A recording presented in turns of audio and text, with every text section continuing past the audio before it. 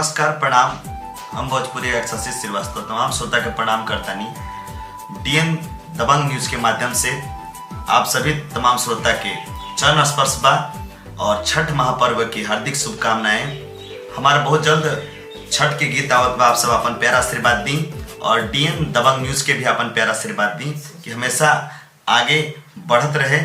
और 2 लाइन हम छठ के गीत सुनावतानी जवन छठ महापर्व के बस कुछ ही दिन में नजदीक आ रहा बा।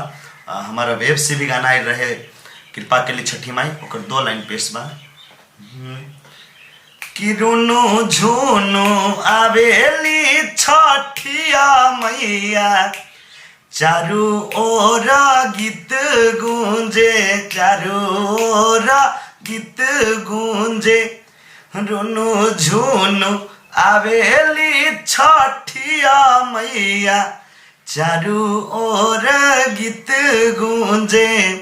और अभी एक और नया छठ के गीत आ रहल बा, ओकरा भी आप सब अपन प्यारा आशीर्वाद दे।